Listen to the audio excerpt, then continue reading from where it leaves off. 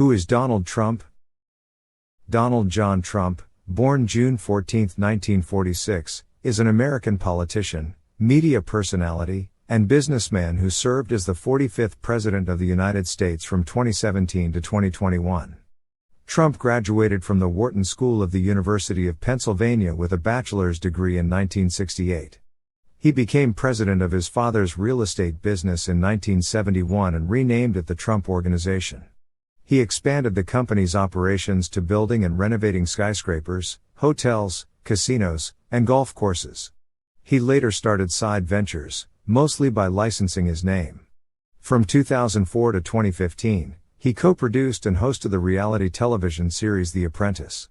Trump and his businesses have been involved in more than 4,000 state and federal legal actions, including 6 bankruptcies. Trump's political positions have been described as populist, protectionist, isolationist, and nationalist. He won the 2016 United States presidential election as the Republican nominee against Democratic nominee Hillary Clinton but lost the popular vote. He became the first U.S. president with no prior military or government service. His election and policies sparked numerous protests. The 20,172,019 special counsel investigation led by Robert Mueller established that Russia interfered in the 2016 election to benefit the Trump campaign but did not establish that members of the campaign conspired or coordinated with Russia. Trump promoted conspiracy theories and made many false and misleading statements during his campaigns and presidency, to a degree unprecedented in American politics. Many of his comments and actions have been characterized as racially charged or racist, and many as misogynistic. Trump ordered a travel ban on citizens from several Muslim-majority countries, diverted military funding towards building a wall on the U.S.-Mexico border, and implemented a policy of family separations for apprehended migrants. He signed the Tax Cuts and Jobs Act of 2017, which cut taxes for individuals and businesses and rescinded the individual health insurance mandate penalty of the Affordable Care Act. He appointed 54 federal appellate judges and 3 United States Supreme Court justices. In foreign policy, Trump initiated a trade war with China and withdrew the U.S. from the proposed Trans-Pacific Partnership Trade Agreement, the Paris Agreement on Climate Change, and the Iran nuclear deal. Trump met with North Korean leader Kim Jong-un 3 times, but made no progress on denuclearization. He reacted slowly to the COVID-19 pandemic, ignored or contradicted many recommendations from health officials in his messaging, and promoted misinformation about unproven treatments and the need for testing. Trump lost the 2020 presidential election to Joe Biden but refused to concede defeat, falsely claiming widespread electoral fraud and attempting to overturn the results by pressuring government officials, mounting scores of unsuccessful legal challenges, and obstructing the presidential transition. On January 6, 2021, Trump urged his supporters to march to the Capitol, which many of them then attacked, resulting in multiple deaths and interrupting the electoral vote count. Trump is the only American president to have been impeached twice. After he pressured Ukraine to investigate Biden in 2019, he was impeached by the House of Representatives for abuse of power and obstruction of Congress in December. The Senate acquitted him of both charges in February 2020. The House of Representatives impeached Trump a second time in January 2021, for incitement of insurrection. The Senate acquitted him in February, after he had already left office. Following his presidency, Trump has remained heavily involved in the Republican Party, including making over 200 political endorsements. Scholars and historians rank Trump as one of the worst presidents in American history. Personal life. Early life. Donald John Trump was born on June 14, 1946, at Jamaica Hospital in the borough of Queens in New York City, the 4th child of Fred Trump, a Bronx-born real estate developer whose parents were German immigrants, and Mary Ann MacLeod Trump, an immigrant from Scotland. Trump grew up with older siblings Mary Ann, Fred Jr., and Elizabeth, and younger brother Robert in the Jamaica Estates neighborhood of Queens, and attended the private Q Forest School from kindergarten through 7th grade. At age 13, he was enrolled at the New York Military Academy, a private boarding school, and in 1964, he enrolled at Fordham University. 2 years later, he transferred to the Wharton School of the University of Pennsylvania, graduating in May 1968 with a B.S. in economics. In 2015, Trump's lawyer Michael Cohen threatened Trump's colleges, high school, and the College Board with legal action if they released Trump's academic records. While in college, Trump obtained 4 student draft deferments during the Vietnam War era. In 1966, he was deemed fit for military service based upon a medical examination, and in July 1968, a local draft board classified him as eligible to serve. In October 1968, he was classified 1Y, a conditional medical deferment, and in 1972, he was reclassified 4F due to bone spurs, permanently disqualifying him from service. Family. In 1977, Trump married Czech model Ivana Zelničková. They had 3 children, Donald Jr., born 1977, Ivanka, born 1981, and Eric, born 1984. Ivana became a naturalized United States citizen in 1988. The couple divorced in 1992, following Trump's affair with actress Marla Maples. Trump and Maples married in 1993 and divorced in 1999. They have 1 daughter, Tiffany, born 1993, who was raised by Marla in California. In 2005, Trump married Slovenian model Melania Naus. They have 1 son, Baron, born 2006. Melania gained U.S. citizenship in 2006. Religion. Trump went to Sunday school and was confirmed in 1959 at the First Presbyterian Church in Jamaica, Queens. In the 1970s, his parents joined the Marble Collegiate Church in Manhattan, which belongs to the Reformed Church in America. The pastor at Marble, Norman Vincent Peale, ministered to the family until his death in 1993. Trump has described him as a mentor. In 2015, the church stated that Trump was not an active member. In 2019, he appointed his personal pastor, televangelist Paula White, to the White House Office of Public Liaison. In 2020, he said he identified as a non-denominational Christian. Health habits. Trump has called golfing his primary form of exercise but usually does not walk the course. He considers exercise a waste of energy, because exercise depletes the body's energy like a battery, with a finite amount of energy. In 2015, Trump's campaign released a letter from his longtime personal physician, Harold Bornstein, stating that Trump would be the healthiest individual ever elected to the presidency. In 2018, Bornstein said Trump had dictated the contents of the letter, and that 3 Trump agents had seized his medical records in a February 2017 raid on the doctor's office. Wealth.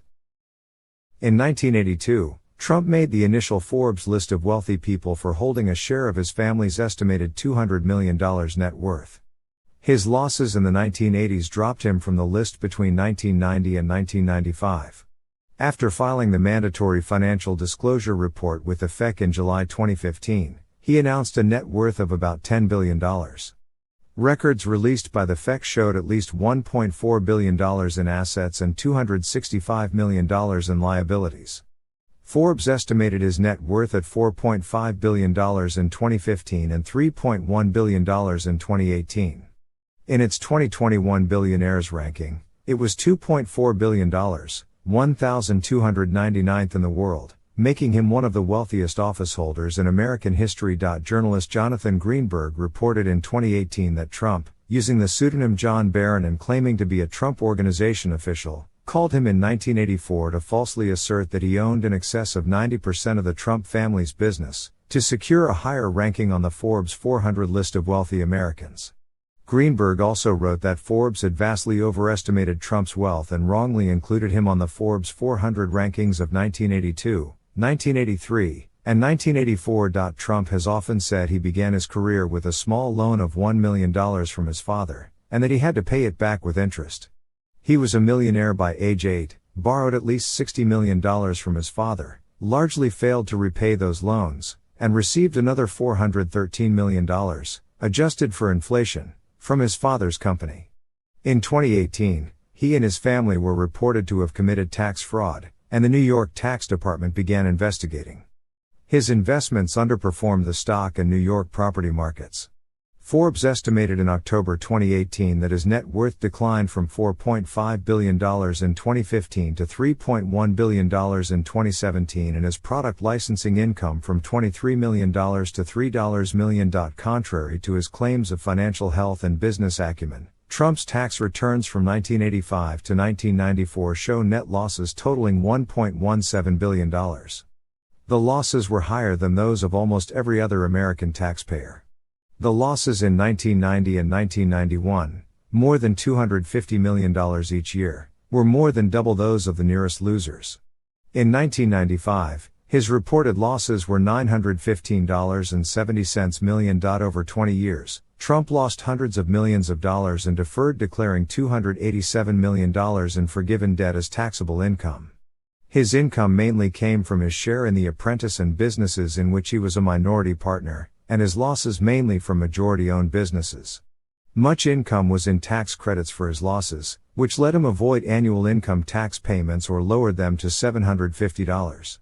In the last decade, he balanced his business's losses by selling and borrowing against assets, including a $100 million mortgage on Trump Tower, due in 2022, and the liquidation of over $200 million in stocks and bonds. He personally guaranteed $421 million in debt, most of which is due by 2024. As of October 2020, Trump had over $1 billion in debts, secured by his assets. He owed $640 million to banks and trust organizations, including Bank of China, Deutsche Bank, and UBS, and approximately $450 million to unknown creditors. The value of his assets exceeds his debt. Business career.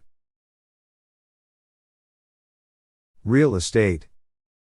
Starting in 1968, Trump was employed at his father Fred's real estate company, Trump Management, which owned middle-class rental housing in New York City's outer boroughs. In 1971, he became president of the company and began using the Trump Organization as an umbrella brand. Manhattan developments.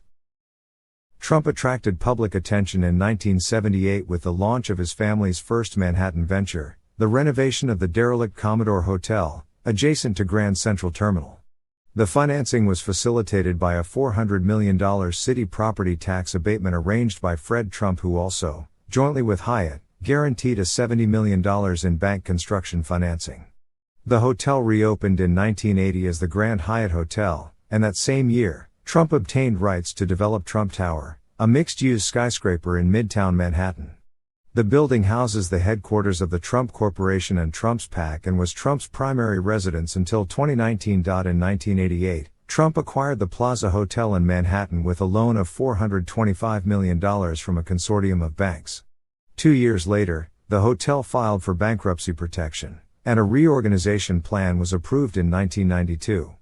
In 1995, Trump sold the Plaza Hotel along with most of his properties to pay down his debts, including personally guaranteed loans, allowing him to avoid personal insolvency. In 1996, Trump acquired the mostly vacant 71-story skyscraper at 40 Wall Street, later rebranded as the Trump Building, and renovated it.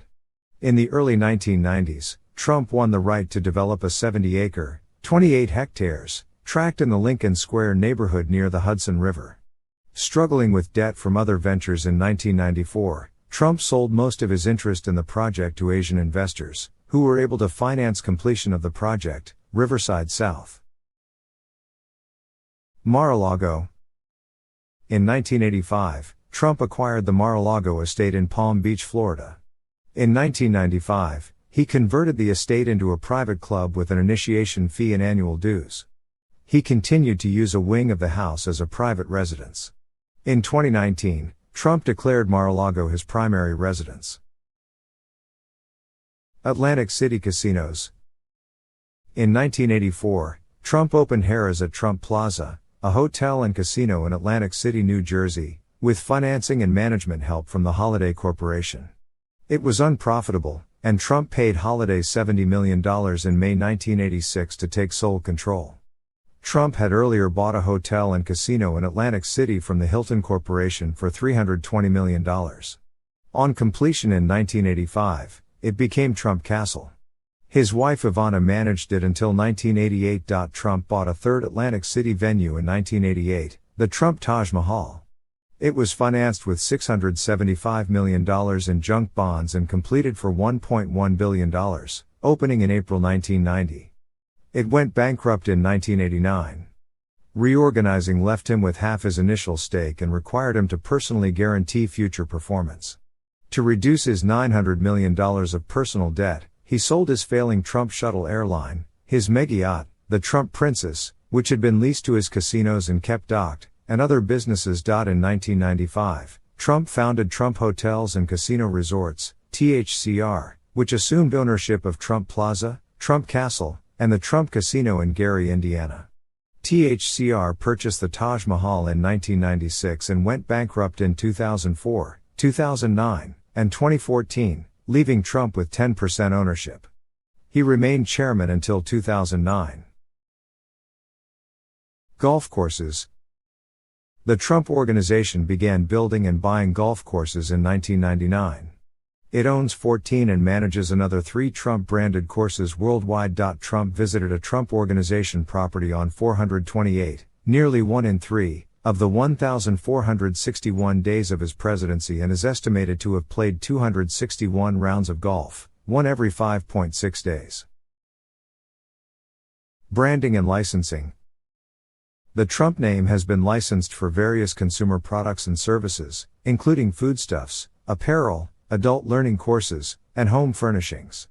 According to an analysis by The Washington Post, there are more than 50 licensing or management deals involving Trump's name, which have generated at least $59 million in revenue for his companies. By 2018, only 2 consumer goods companies continued to license his name. Side ventures. In September 1983, Trump purchased the New Jersey Generals, a team in the United States Football League. After the 1985 season, the league folded, largely due to Trump's strategy of moving games to a fall schedule, where they competed with the NFL for audience, and trying to force a merger with the NFL by bringing an antitrust suit against the organization. Trump's businesses have hosted several boxing matches at the Atlantic City Convention Hall adjacent to and promoted as taking place at the Trump Plaza in Atlantic City. In 1989 and 1990, Trump lent his name to the Tour de Trump cycling stage race, which was an attempt to create an American equivalent of European races such as the Tour de France or the Giro d'Italia. From 1986 to 1988, Trump purchased significant blocks of shares in various public companies while suggesting that he intended to take over the company and then sold his shares for a profit, leading some observers to think he was engaged in greenmail. The New York Times found that Trump initially made millions of dollars in such stock transactions, but later lost most, if not all, of those gains after investors stopped taking his takeover talk seriously. In 1988, Trump purchased the Eastern Airlines shuttle, with 21 planes and landing rights in New York City, Boston, and Washington, D.C. He financed the purchase with $380 million from 22 banks, rebranded the operation the Trump Shuttle, and operated it until 1992. Trump failed to earn a profit with the airline and sold it to U.S. Air. In 1992, Trump, his siblings Mary Ann, Elizabeth, and Robert, and his cousin John W. Walter, each with a 20% share, formed All County Building Supply and Maintenance Corporation. The company had no offices and is alleged to have been a shell company for paying the vendors providing services and supplies for Trump's rental units, then billing those services and supplies to Trump management with markups of 20 to 50% and more. The owners shared the proceeds generated by the markups. The increased costs were used as justification to get state approval for increasing the rents of Trump's rent-stabilized units. From 1996 to 2015, Trump owned all or part of the Miss Universe pageants, including Miss USA and Miss Teen USA. Due to disagreements with CBS about scheduling, he took both pageants to NBC in 2002. In 2007, Trump received a star on the Hollywood Walk of Fame for his work as producer of Miss Universe. NBC and Univision dropped the pageants from their broadcasting lineups in June 2015. Trump University. In 2004, Trump co-founded Trump University, a company that sold real estate training courses priced from $1,500 to $35,000.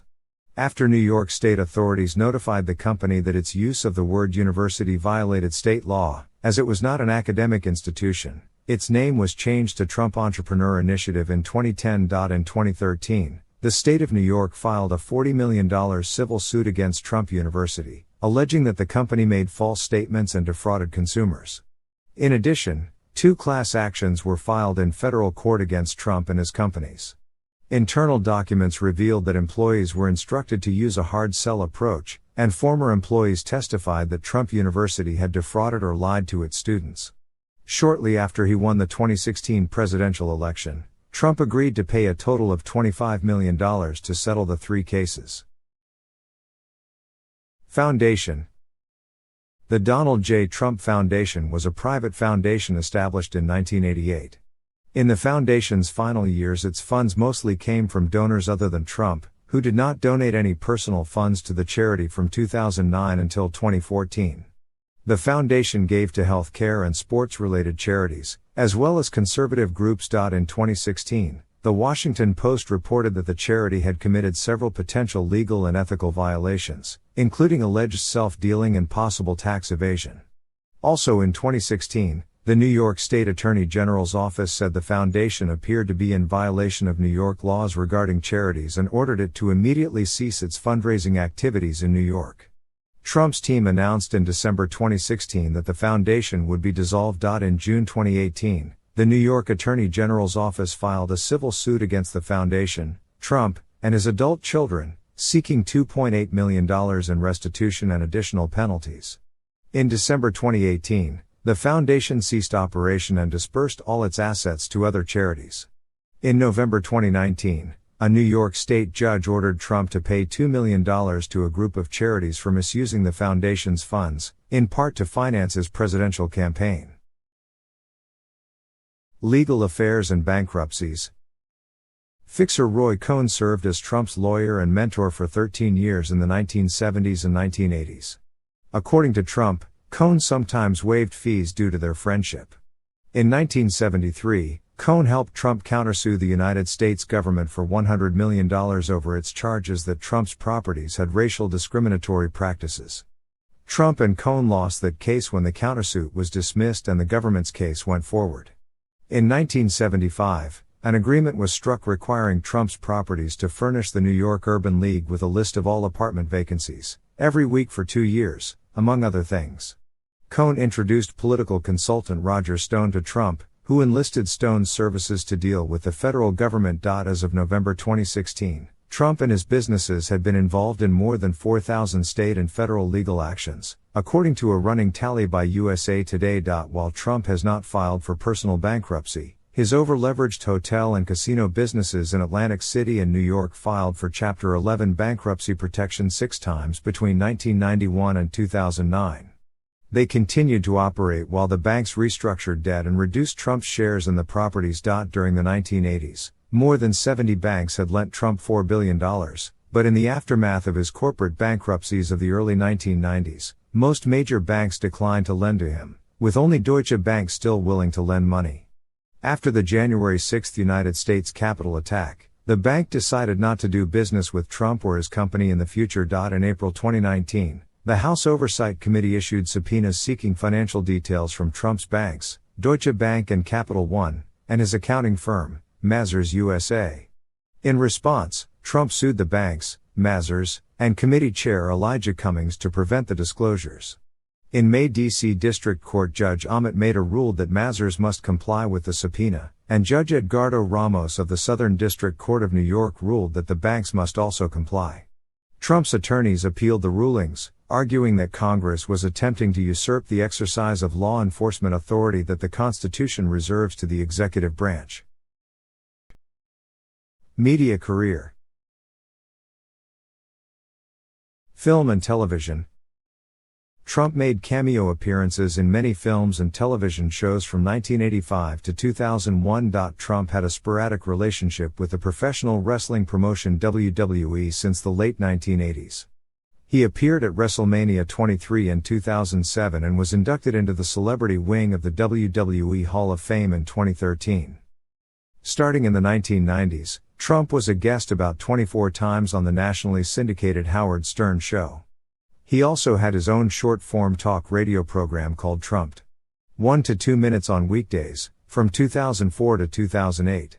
From 2011 until 2015, he was a weekly unpaid guest commentator on Fox and Friends. From 2004 to 2015, Trump was co-producer and host of reality shows The Apprentice and The Celebrity Apprentice. On The Apprentice, Trump played the role of a chief executive, and contestants competed for a year of employment at the Trump Organization. On The Celebrity Apprentice, celebrities competed to win money for charities. On both shows, Trump eliminated contestants with the catchphrase "You're fired." Trump, who had been a member since 1989, resigned from the Screen Actors Guild in February 2021 rather than face a disciplinary committee hearing for inciting the January 6, 2021, mob attack on the U.S. Capitol and for his reckless campaign of misinformation aimed at discrediting and ultimately threatening the safety of journalists. 2 days later, the union permanently barred him from readmission. Presidential campaigns. Trump's political party affiliation has changed numerous times. He registered as a Republican in 1987, a member of the Independence Party, the New York State affiliate of the Reform Party, in 1999, a Democrat in 2001, a Republican in 2009, unaffiliated in 2011, and a Republican in 2012. In 1987, Trump placed full-page advertisements in 3 major newspapers, expressing his views on foreign policy and on how to eliminate the federal budget deficit. He ruled out running for local office but not for the presidency. In 1988, he approached Lee Atwater asking to be put into consideration as Republican nominee George H.W. Bush's running mate. Bush found the request strange and unbelievable. 2000 presidential campaign and 2011 hints at presidential run. In 2000, Trump ran in the California and Michigan primaries for nomination as the Reform Party candidate for the 2000 United States presidential election but withdrew from the race in February 2000. A July 1999 poll matching him against likely Republican nominee George W. Bush and likely Democratic nominee Al Gore showed Trump with 7% support. In 2011, Trump speculated about running against President Barack Obama in the 2012 election, making his first speaking appearance at the Conservative Political Action Conference, CPAC, in February 2011 and giving speeches in early primary states. In May 2011, he announced he would not run, and he endorsed Mitt Romney in February 2012. Trump's presidential ambitions were generally not taken seriously at the time. 2016 presidential campaign. Trump's fame and provocative statements earned him an unprecedented amount of free media coverage, elevating his standing in the Republican primaries. He adopted the phrase truthful hyperbole, coined by his ghostwriter Tony Schwartz, to describe his public speaking style. His campaign statements were often opaque and suggestive, and a record number of them were false. The Los Angeles Times wrote, "Never in modern presidential politics has a major candidate made false statements as routinely as Trump has." Trump said he disdained political correctness and frequently made claims of media bias. Trump announced his candidacy in June 2015. His campaign was initially not taken seriously by political analysts, but he quickly rose to the top of opinion polls. He became the frontrunner in March 2016. After a landslide win in Indiana in May, Trump was declared the presumptive Republican nominee. Hillary Clinton led Trump in national polling averages throughout the campaign, but in early July her lead narrowed. In mid-July, Trump selected Indiana Governor Mike Pence as his vice presidential running mate, and the two were officially nominated at the 2016 Republican National Convention. Trump and Clinton faced off in 3 presidential debates in September and October 2016. Trump twice refused to say whether he would accept the result of the election. Campaign rhetoric and political positions. Trump's political positions and rhetoric were right-wing populist. Politico described them as eclectic, improvisational and often contradictory, quoting a healthcare policy expert at the American Enterprise Institute as saying that his political positions were a total random assortment of whatever plays publicly. While NBC News counted 141 distinct shifts on 23 major issues during his campaign. Trump's campaign platform emphasized renegotiating U.S.-China relations and free trade agreements such as NAFTA and the Trans-Pacific Partnership, strongly enforcing immigration laws, and building a new wall along the U.S.-Mexico border. Other campaign positions included pursuing energy independence while opposing climate change regulations such as the Clean Power Plan and the Paris Agreement, modernizing and expediting services for veterans, repealing and replacing the Affordable Care Act, abolishing Common Core education standards, investing in infrastructure, simplifying the tax code while reducing taxes for all economic classes, and imposing tariffs on imports by companies that offshore jobs. He advocated a largely non-interventionist approach to foreign policy while increasing military spending, extreme vetting or banning immigrants from Muslim-majority countries to preempt domestic Islamic terrorism, and aggressive military action against the Islamic State of Iraq and the Levant. He described NATO as obsolete. Trump helped bring far-right fringe ideas, beliefs, and organizations into the mainstream. In January 2016, Trump retweeted a racist Twitter account. Trump was slow to disavow an endorsement from David Duke after he was questioned about it during a CNN interview on February 28, 2016. Duke enthusiastically supported Trump and said he and like-minded people voted for Trump because of his promises to take our country back. In August 2016, Trump hired Steve Bannon, the executive chairman of Breitbart News, described by Bannon as the platform for the alt-right as his campaign CEO. The alt-right movement coalesced around and supported Trump's candidacy, due in part to its opposition to multiculturalism and immigration. In an interview after the election, Trump said of the alt-right that he did not want to energize the group and that he disavowed them. Financial disclosures. Trump's FEC-required reports listed assets above $1.4 billion and outstanding debts of at least $315 million. Trump did not release his tax returns, contrary to the practice of every major candidate since 1976 and his promises in 2014 and 2015 to do so if he ran for office. He said his tax returns were being audited, and his lawyers had advised him against releasing them.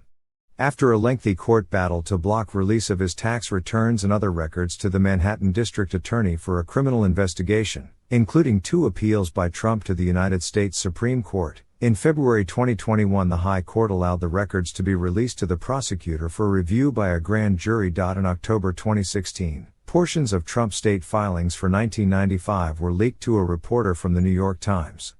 They show that Trump had declared a loss of $916 million that year, which could have let him avoid taxes for up to 18 years. Election to the presidency. On November 8, 2016, Trump received 306 pledged electoral votes versus 232 for Clinton. The official counts were 304 and 227 respectively, after defections on both sides. Trump received nearly 2.9 million fewer popular votes than Clinton, which made him the 5th person to be elected president while losing the popular vote. Trump is the only president who neither served in the military nor held any government office prior to becoming president. Trump's victory was a political upset.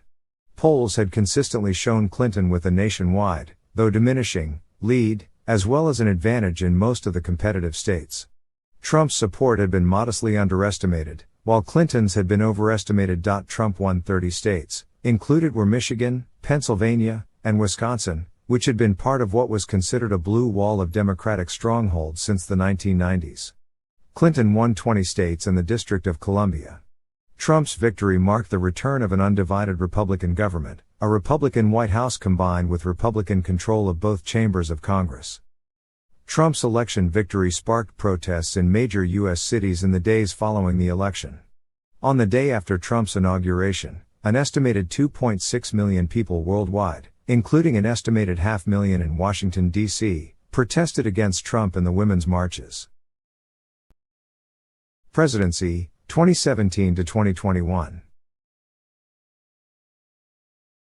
Early actions. Trump was inaugurated on January 20, 2017.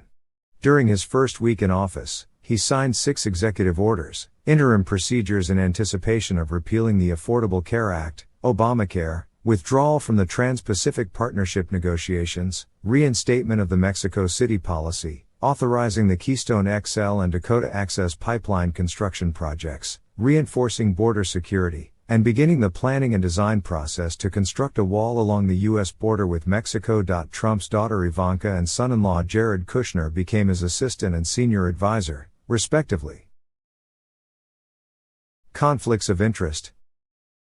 Before being inaugurated, Trump moved his businesses into a revocable trust run by his sons, Eric and Donald Jr., and a business associate. He continued to profit from his businesses and to know how his administration's policies affected his businesses. Though Trump said he would eschew new foreign deals, the Trump Organization pursued expansions of its operations in Dubai, Scotland, and the Dominican Republic. Trump was sued for violating the domestic and foreign emoluments clauses of the U.S. Constitution, marking the first time that the clauses had been substantively litigated. The plaintiff said that Trump's business interests could allow foreign governments to influence him. After Trump's term had ended, the U.S. Supreme Court dismissed the cases as moot. Domestic policy. Economy. Trump took office at the height of the longest economic expansion in American history, which began in June 2009 and continued until February 2020, when the COVID-19 recession began. In December 2017, Trump signed the Tax Cuts and Jobs Act of 2017. The bill had been passed by both Republican-controlled chambers of Congress without any Democratic votes. It reduced tax rates for businesses and individuals, with business tax cuts to be permanent and individual tax cuts set to expire after 2025, and eliminated the Affordable Care Act's individual requirement to obtain health insurance. The Trump administration claimed that the act would either increase tax revenues or pay for itself by prompting economic growth. Instead, revenues in 2018 were 7.6% lower than projected. Despite a campaign promise to eliminate the national debt in 8 years, Trump approved large increases in government spending in the 2017 tax cut. As a result, the federal budget deficit increased by almost 50%, to nearly $1 trillion in 2019.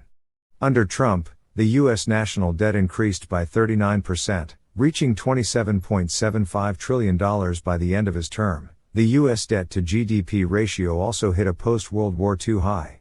Trump also failed to deliver the $1 trillion infrastructure spending plan on which he had campaigned. Trump is the only modern U.S. president to leave office with a smaller workforce, by 3 million, than when he took office.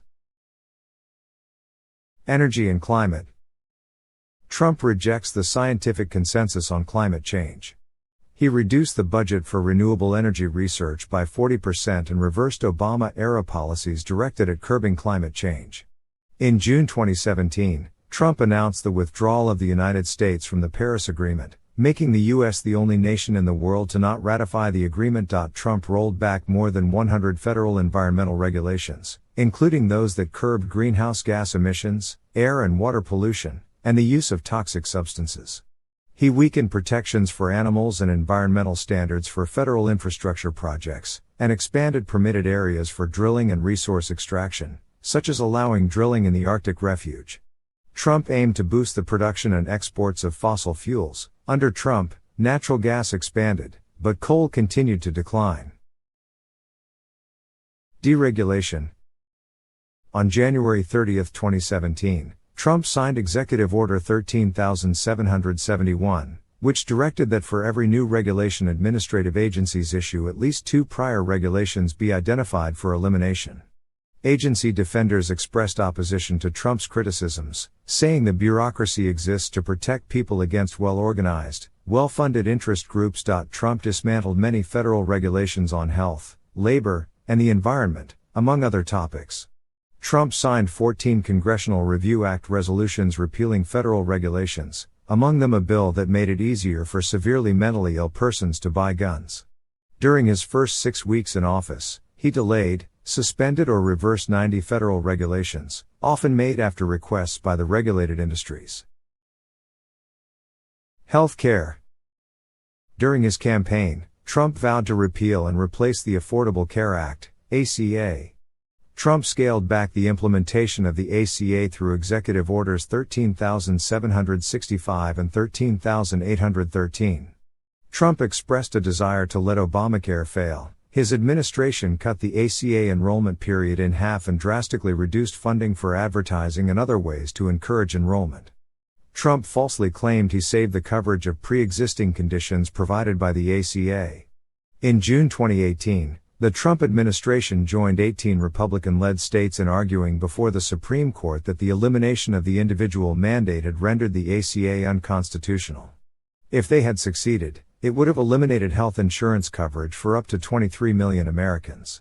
During the 2016 campaign, Trump promised to protect funding for Medicare and other social safety net programs, but in January 2020, he suggested he was willing to consider cuts to such programs. In response to the opioid epidemic, Trump signed legislation in 2018 to increase funding for drug treatments, but was widely criticized for failing to make a concrete strategy. U.S. opioid overdose deaths declined slightly in 2018, but surged to a record 50,052 deaths in 2019. Social issues. Trump said in 2016 that he was committed to appointing pro-life justices, pledging to appoint justices who would automatically overturn Roe v. Wade. He also said he supported traditional marriage but considered the nationwide legality of same-sex marriage a settled issue. In March 2017, his administration rolled back key components of the Obama administration's workplace protections against discrimination of LGBT people. Trump said he is opposed to gun control in general, although his views have shifted over time. After several mass shootings during his term, he said he would propose legislation to curtail gun violence, but this was abandoned in November 2019. His administration took an anti-marijuana position, revoking Obama-era policies that provided protections for states that legalized marijuana. Trump is a longtime advocate of capital punishment. Under his administration, the federal government executed 13 prisoners, more than in the previous 56 years combined, and after a 17-year moratorium. In 2016, Trump said he supported the use of interrogation torture methods such as waterboarding, but later appeared to recant this due to the opposition of Defense Secretary James Mattis. Pardons and commutations. Most of Trump's pardons and commutations were granted to people with personal or political connections to him. In his term, Trump sidestepped regular Department of Justice procedures for considering pardons. Instead, he often entertained pardon requests from his associates or from celebrities. From 2017 to 2019, the pardons included former Arizona Sheriff Joe Arpaio, former Navy sailor Christian Saucier, who was convicted of taking classified photographs of classified areas inside a submarine, and right-wing commentator Dinesh D'Souza. Following a request by celebrity Kim Kardashian, Trump commuted the life sentence of Alice Marie Johnson, who had been convicted of drug trafficking. Trump pardoned or reversed the sentences of 3 American servicemen convicted or accused of committing war crimes in Afghanistan or Iraq. In November and December 2020, Trump pardoned 4 Blackwater private security contractors convicted of killing Iraqi civilians in the 2007 Nisour Square massacre, white-collar criminals Michael Milken and Bernard Kerik, and daughter Ivanka's father-in-law Charles Kushner. He also pardoned 5 people convicted as a result of investigations into Russian interference in the 2016 presidential elections: Michael Flynn, George Papadopoulos, Alex Vander Van Stone, whose 40-month sentence for lying to Congress, witness tampering, and obstruction he had already commuted in July, and Paul Manafort. In his last full day in office, Trump granted 143 pardons and commutations. Those receiving pardons include Steve Bannon, Trump fundraiser Elliot Broidy, and 3 former Republican congressmen. Amongst those to receive sentence commutation were former Detroit mayor and Democrat Kwame Kilpatrick and sports gambler Billy Walters. The latter had paid tens of thousands of dollars to former Trump attorney John M. Dowd to plead his case with Trump. Lafayette Square protester removal and photo op. On June 1, 2020, federal law enforcement officials used batons, rubber bullets, pepper spray projectiles, stun grenades, and smoke to remove a largely peaceful crowd of protesters from Lafayette Square, outside the White House. Trump then walked to St. John's Episcopal Church, where protesters had set a small fire the night before. He posed for photographs holding a Bible, with senior administration officials later joining him in photos. Trump said on June 3 that the protesters were cleared because they tried to burn down the church, on May 31, and almost succeeded, describing the church as badly hurt. Religious leaders condemned the treatment of protesters and the photo opportunity itself. Many retired military leaders and defense officials condemned Trump's proposal to use the U.S. military against anti-police brutality protesters. The chairman of the Joint Chiefs of Staff, General Mark A. Milley, later apologized for accompanying Trump on the walk and thereby creating the perception of the military involved in domestic politics. Trump complained to his Defense Secretary Mark Esper that the military should be able to shoot the protesters, who were peacefully expressing their rights to free speech and assembly. Can't you just shoot them? Just shoot them in the legs or something? Immigration. Trump's proposed immigration policies were a topic of bitter and contentious debate during the campaign. He promised to build a wall on the Mexico-United States border to restrict illegal movement and vowed Mexico would pay for it.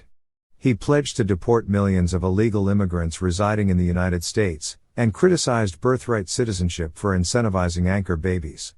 As president, he frequently described illegal immigration as an invasion and conflated immigrants with the criminal gang MS-13, though available research shows undocumented immigrants have a lower crime rate than native-born Americans. Trump attempted to drastically escalate immigration enforcement, including implementing harsher immigration enforcement policies against asylum seekers from Central America than any modern U.S. president. From 2018 onward, Trump deployed nearly 6,000 troops to the U.S.-Mexico border to stop most Central American migrants from seeking U.S. asylum, and from 2020 used the public charge rule to restrict immigrants using government benefits from getting permanent residency via green cards.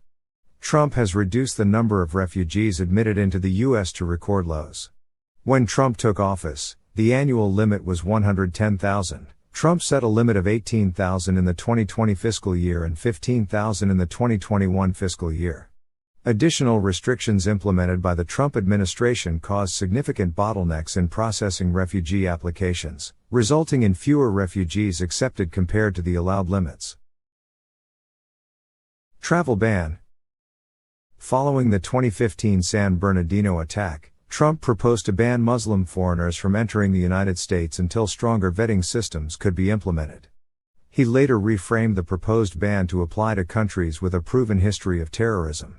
On January 27, 2017, Trump signed Executive Order 13,769, which suspended admission of refugees for 120 days and denied entry to citizens of Iraq, Iran, Libya, Somalia, Sudan, Syria, and Yemen for 90 days, citing security concerns. The order took effect immediately and without warning, causing confusion and chaos at airports. Protests against the ban began at airports the next day. Legal challenges to the order resulted in nationwide preliminary injunctions. A March 6 revised order, which excluded Iraq and gave other exemptions, again was blocked by federal judges in 3 states. In a decision in June 2017, the Supreme Court ruled that the ban could be enforced on visitors who lack a credible claim of a bona fide relationship with a person or entity in the United States. The temporary order was replaced by Presidential Proclamation 9645 on September 24, 2017, which restricted travel from the originally targeted countries except Iraq and Sudan, and further banned travelers from North Korea and Chad, along with certain Venezuelan officials. After lower courts partially blocked the new restrictions, the Supreme Court allowed the September version to go into full effect on December 4, 2017. And ultimately upheld the travel ban in a June 2019 ruling. Family separation at border.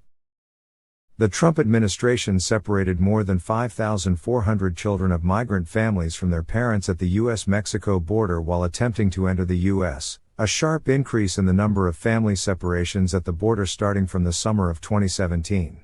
In April 2018, the Trump administration announced a zero-tolerance policy whereby every adult suspected of illegal entry would be criminally prosecuted. This resulted in family separations, as the migrant adults were put in criminal detention for prosecution, while their children were separated as unaccompanied alien minors. Administration officials described the policy as a way to deter illegal immigration. The policy of family separations was unprecedented in previous administrations and sparked public outrage. Trump falsely asserted that his administration was merely following the law, blaming Democrats, despite the separations being his administration's policy. Although Trump originally argued that the separations could not be stopped by an executive order, he signed an executive order on June 20, 2018, mandating that migrant families be detained together, unless the administration judged that doing so would harm the child.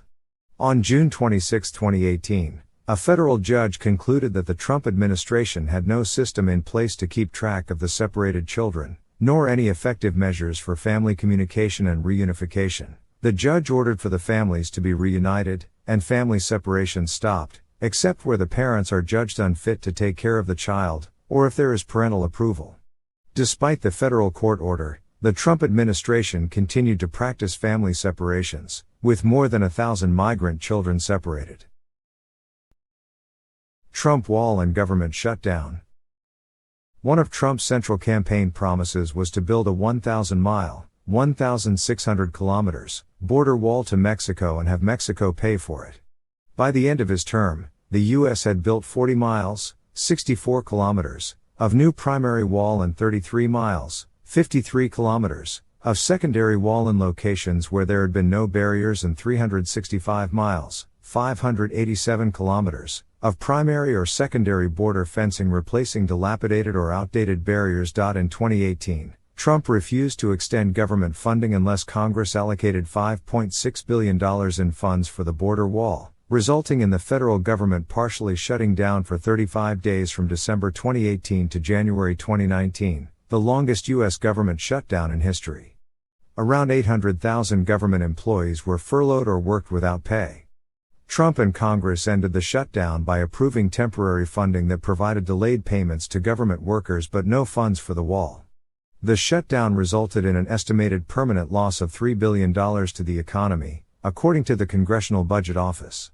About half of those polled blamed Trump for the shutdown, and Trump's approval ratings dropped. To prevent another imminent shutdown in February 2019, Congress passed and Trump signed a funding bill that included $1.375 billion for 55 miles, 89 kilometers, of bollard border fencing. Trump also declared a national emergency concerning the southern border of the United States, intending to divert $6.1 billion of funds Congress had allocated to other purposes. Trump vetoed a joint resolution to overturn the declaration, and the Senate voted against a veto override. Legal challenges to the diversion of $2.5 billion originally meant for the Department of Defense's drug interdiction efforts and $3.6 billion originally meant for military construction. Foreign policy. Trump described himself as a nationalist and his foreign policy as America first. He espoused isolationist, non-interventionist, and protectionist views. His foreign policy was marked by praise and support of populist, neo-nationalist and authoritarian governments. Hallmarks of foreign relations during Trump's tenure included unpredictability and uncertainty, a lack of a consistent foreign policy, and strained and sometimes antagonistic relationships with the U.S.'s European allies. Trump questioned the need for NATO, criticized the U.S.'s NATO allies, and privately suggested on multiple occasions that the United States should withdraw from the alliance. Trade. Trump is a skeptic of trade liberalization, adopting these views in the 1980s, and sharply criticized NAFTA during the Republican primary campaign in 2015. He withdrew the U.S. from the Trans-Pacific Partnership, TPP, negotiations, imposed tariffs on steel and aluminum imports, and launched a trade war with China by sharply increasing tariffs on 818 categories, worth $50 billion, of Chinese goods imported into the U.S. While Trump said that import tariffs are paid by China into the U.S. Treasury, they are paid by American companies that import goods from China. Although he pledged during the campaign to significantly reduce the U.S.'s large trade deficits, the deficit reached its highest level in 12 years under his administration. Following a 2017 to 2018 renegotiation, the United States-Mexico-Canada Agreement, USMCA, became effective in July 2020 as the successor to NAFTA. China. Before and during his presidency, Trump repeatedly accused China of taking unfair advantage of the U.S. as president. Trump launched a trade war against China that was widely characterized as a failure, sanctioned Huawei for its alleged ties to Iran, significantly increased visa restrictions on Chinese students and scholars, and classified China as a currency manipulator. Trump also juxtaposed verbal attacks on China with praise of Chinese Communist Party leader Xi Jinping, which was attributed to trade war negotiations with the leader. After initially praising China for its handling of the COVID-19 pandemic, he began a campaign of criticism over its response starting in March 2020. Trump said he resisted punishing China for its human rights abuses against ethnic minorities in the northwestern Xinjiang region for fear of jeopardizing trade negotiations. In July 2020, the Trump administration imposed sanctions and visa restrictions against senior Chinese officials, in response to expanded mass detention camps holding more than 1 million of the country's Uyghur Muslim ethnic minority. Saudi Arabia. Trump actively supported the Saudi Arabian-led intervention in Yemen against the Houthis and in 2017 signed a $110 billion agreement to sell arms to Saudi Arabia. In 2018, the USA provided limited intelligence and logistical support for the intervention. Following the 2019 attack on Saudi oil facilities, which the US and Saudi Arabia blamed on Iran, Trump approved the deployment of 3,000 additional US troops, including fighter squadrons, 2 Patriot batteries, and a Terminal High Altitude Area Defense System, THAAD, to Saudi Arabia and the United Arab Emirates. Israel. Trump supported many of the policies of Israeli Prime Minister Benjamin Netanyahu. Under Trump, the U.S. recognized Jerusalem as the capital of Israel and Israeli sovereignty over the Golan Heights, leading to international condemnation including from the United Nations General Assembly, the European Union, and the Arab League. Afghanistan. U.S. troop numbers in Afghanistan increased from 8,500 in January 2017 to 14,000 a year later, reversing Trump's pre-election position critical of further involvement in Afghanistan. In February 2020, the Trump administration signed a conditional peace agreement with the Taliban, which called for the withdrawal of foreign troops in 14 months contingent on a guarantee from the Taliban that Afghan soil will not be used by terrorists with aims to attack the United States or its allies and for the U.S. to seek the release of 5,000 Taliban imprisoned by the Afghan government. By the end of Trump's term, 5,000 Taliban had been released, and, despite the Taliban continuing attacks on Afghan forces and integrating al-Qaeda members into its leadership, U.S. troops had been reduced to 2,500. Syria. Trump ordered missile strikes in April 2017 and in April 2018 against the Assad regime in Syria, in retaliation for the Khan Sheikhoun and Douma chemical attacks, respectively. In December 2018, Trump declared "We have won against ISIS," contradicting Department of Defense assessments, and ordered the withdrawal of all troops from Syria. The next day, Mattis resigned in protest, calling his decision an abandonment of the U.S.'s Kurdish allies who played a key role in fighting ISIS. 1 week after his announcement, Trump said he would not approve any extension of the American deployment in Syria. In October 2019, after Trump spoke to Turkish President Recep Tayyip Erdogan, U.S. troops in northern Syria were withdrawn from the area and Turkey invaded northern Syria, attacking and displacing American allied Kurds in the area. Later that month, the U.S. House of Representatives, in a rare bipartisan vote of 354 to 60, condemned Trump's withdrawal of U.S. troops from Syria, for abandoning U.S. allies, undermining the struggle against ISIS, and spurring a humanitarian catastrophe. Iran.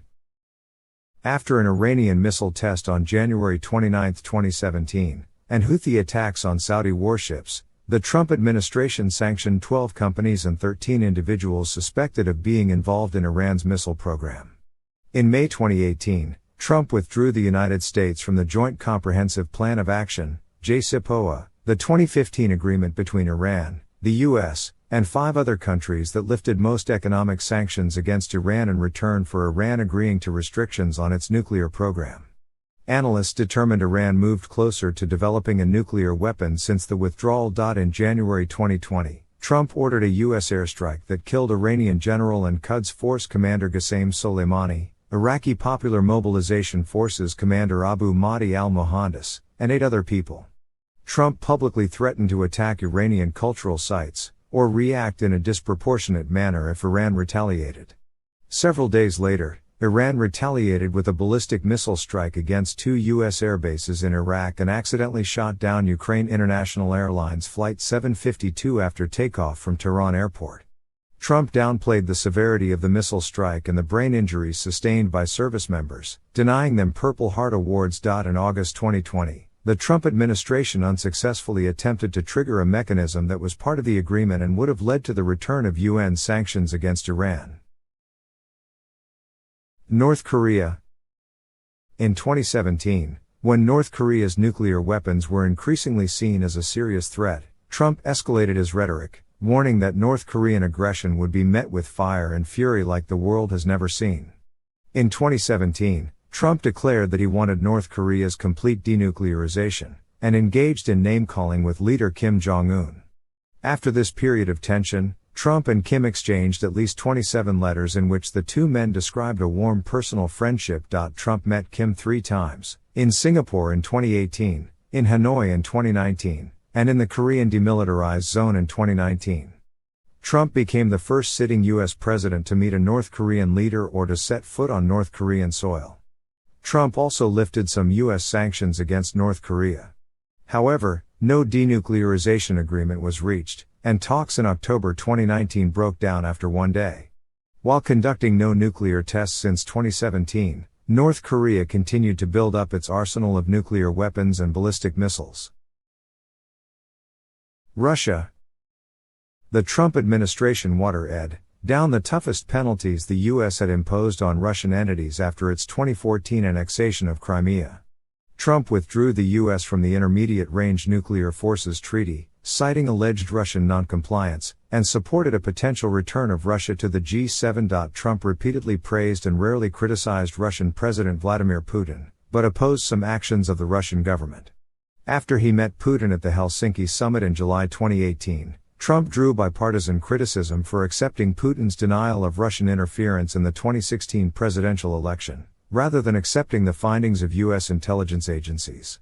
Trump did not discuss alleged Russian bounties offered to Taliban fighters for attacking American soldiers in Afghanistan with Putin, saying both that he doubted the intelligence and that he was not briefed on it. Personnel. The Trump administration had a high turnover of personnel, particularly among White House staff. By the end of Trump's first year in office, 34% of his original staff had resigned, been fired, or been reassigned. As of early July 2018, 61% of Trump's senior aides had left and 141 staffers had left in the previous year. Both figures set a record for recent presidents, more change in the first 13 months than his 4 immediate predecessors saw in their first 2 years. Notable early departures included National Security Advisor Flynn, after just 25 days in office, and Press Secretary Sean Spicer. Close personal aides to Trump including Bannon, Hope Hicks, John McKinney, and Keith Schiller quit or were forced out. Some, including Hicks and McKinney, later returned to the White House in different posts. Trump publicly disparaged several of his former top officials, calling them incompetent, stupid, or crazy. Trump had 4 White House chiefs of staff, marginalizing or pushing out several. Reince Priebus was replaced after 7 months by retired Marine General John F. Kelly. Kelly resigned in December 2018 after a tumultuous tenure in which his influence waned, and Trump subsequently disparaged him. Kelly was succeeded by Mick Mulvaney as acting chief of staff. He was replaced in March 2020 by Mark Meadows. On May 9, 2017, Trump dismissed FBI Director James Comey. While initially attributing this action to Comey's conduct in the investigation about Hillary Clinton's emails, Trump said a few days later that he was concerned with Comey's roles in the ongoing Trump-Russia investigations, and that he had intended to fire Comey earlier. At a private conversation in February, Trump said he hoped Comey would drop the investigation into Flynn. In March and April, Trump asked Comey to lift the cloud impairing his ability to act by saying publicly that the FBI was not investigating him. 2 of Trump's 15 original cabinet members were gone within 15 months.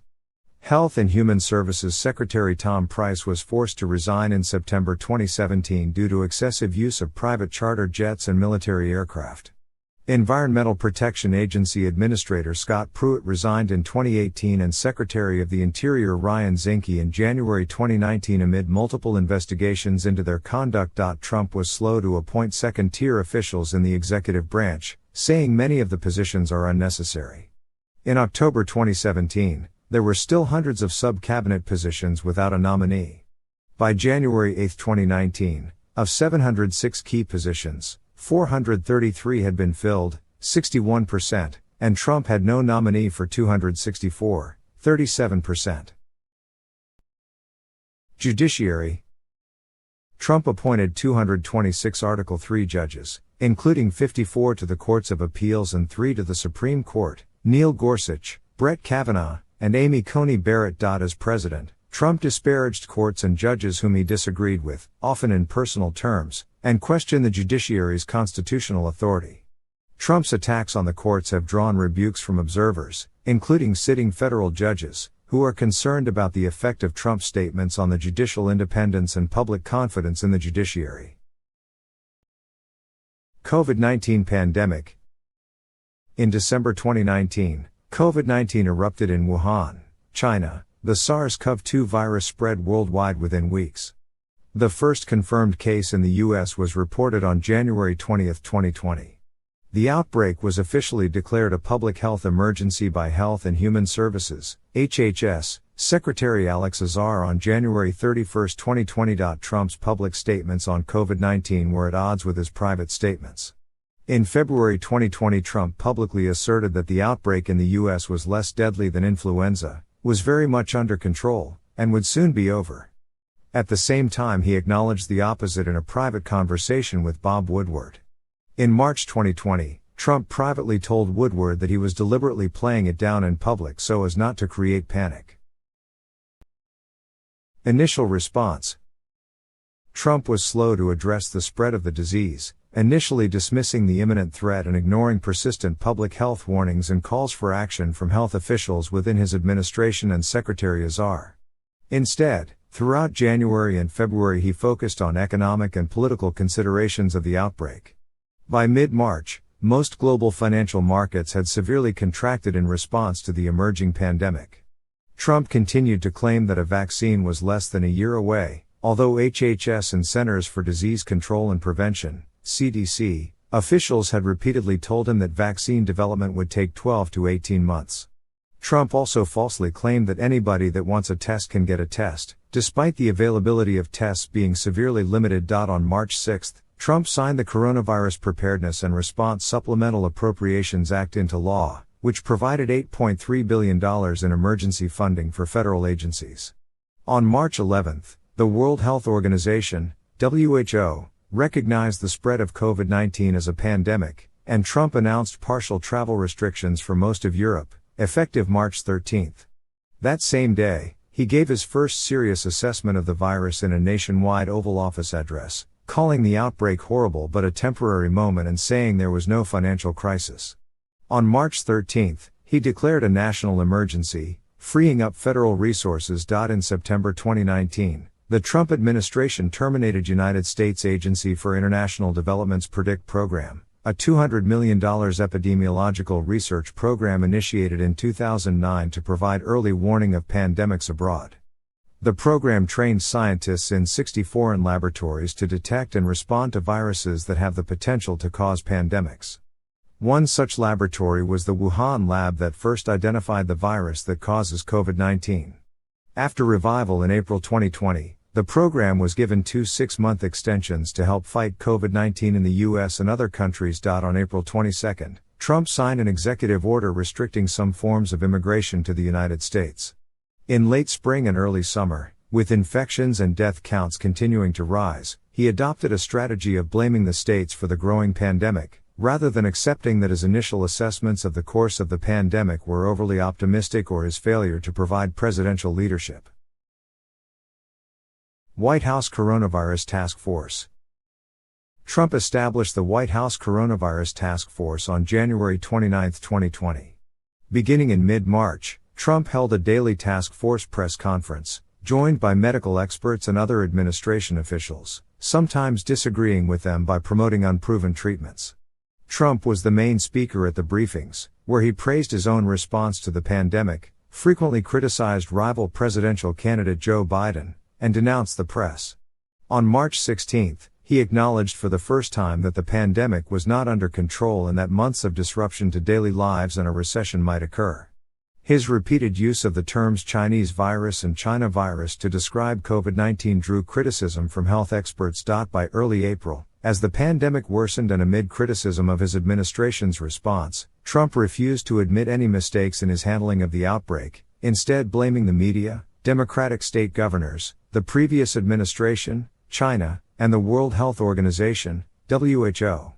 The daily coronavirus task force briefings ended in late April, after a briefing at which Trump suggested the dangerous idea of injecting a disinfectant to treat COVID-19, the comment was widely condemned by medical professionals. In early May, Trump proposed the phase-out of the coronavirus task force and its replacement with another group centered on reopening the economy. Amid a backlash, Trump said the task force would indefinitely continue. By the end of May, the coronavirus task force's meetings were sharply reduced. World Health Organization. Prior to the pandemic, Trump criticized the World Health Organization, WHO, and other international bodies, which he asserted were taking advantage of U.S. aid. His administration's proposed 2021 federal budget, released in February, proposed reducing WHO funding by more than half. In May and April, Trump accused the WHO of severely mismanaging and covering up the spread of the coronavirus and alleged without evidence that the organization was under Chinese control and had enabled the Chinese government's concealment of the origins of the pandemic. He then announced that he was withdrawing funding for the organization. Trump's criticisms and actions regarding the WHO were seen as attempts to distract attention from his own mishandling of the pandemic.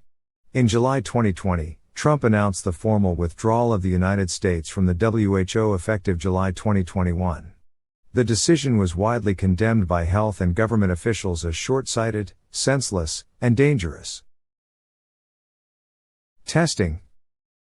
In June and July, Trump said several times that the U.S. would have fewer cases of coronavirus if it did less testing, that having a large number of reported cases makes us look bad.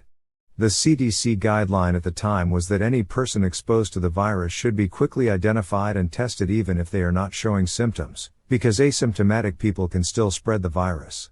In August 2020, the CDC quietly lowered its recommendation for testing, advising that people who have been exposed to the virus, but are not showing symptoms, do not necessarily need a test. The change in guidelines was made by HHS political appointees under Trump administration pressure, against the wishes of CDC scientists. The day after this political interference was reported, the testing guideline was changed back to its original recommendation, stressing that anyone who has been in contact with an infected person should be tested. Pressure to abandon pandemic mitigation measures. In April 2020, Republican-connected groups organized anti-lockdown protests against the measures state governments were taking to combat the pandemic. Trump encouraged the protests on Twitter, even though the targeted states did not meet the Trump administration's own guidelines for reopening. In April 2020, he first supported, then later criticized, Georgia Governor Brian Kemp's plan to reopen some non-essential businesses. Throughout the spring, he increasingly pushed for ending the restrictions as a way to reverse the damage to the country's economy. Trump often refused to wear a face mask at public events, contrary to his own administration's April 2020 guidance that Americans should wear masks in public, and despite nearly unanimous medical consensus that masks are important to preventing the spread of the virus. By June, Trump had said masks were a double-edged sword, ridiculed Biden for wearing masks, continually emphasized that mask wearing was optional, and suggested that wearing a mask was a political statement against him personally. Trump's contradiction of medical recommendations weakened national efforts to mitigate the pandemic. Despite record numbers of COVID-19 cases in the U.S. from mid-June onward and an increasing percentage of positive test results, Trump largely continued to downplay the pandemic, including his false claim in early July 2020 that 99% of COVID-19 cases are totally harmless. He also began insisting that all states should open schools to in-person education in the fall despite a July spike in reported cases. Political pressure on health agencies. Trump repeatedly pressured federal health agencies to take actions he favored, such as approving unproven treatments or speeding up the approval of vaccines. Trump administration political appointees at HHS sought to control CDC communications to the public that undermined Trump's claims that the pandemic was under control. CDC resisted many of the changes, but increasingly allowed HHS personnel to review articles and suggest changes before publication. Trump alleged without evidence that FDA scientists were part of a deep state opposing him, and delaying approval of vaccines and treatments to hurt him politically. Outbreak at the White House. On October 2, 2020, Trump tweeted that he had tested positive for COVID-19. His wife, their son Barron, and numerous staff members and visitors also became infected. Later that day, Trump was hospitalized at Walter Reed National Military Medical Center, reportedly due to labored breathing and a fever. He was treated with antiviral and experimental antibody drugs and a steroid. He returned to the White House on October 5, still struggling with the disease. During and after his treatment, he continued to downplay the virus. In 2021, it was revealed that his condition had been far more serious. He had dangerously low blood oxygen levels, a high fever, and lung infiltrates, indicating a severe case of the disease. Effects on the 2020 presidential campaign. By July 2020, Trump's handling of the COVID-19 pandemic had become a major issue for the 2020 presidential election. Biden sought to make the pandemic the central issue of the election.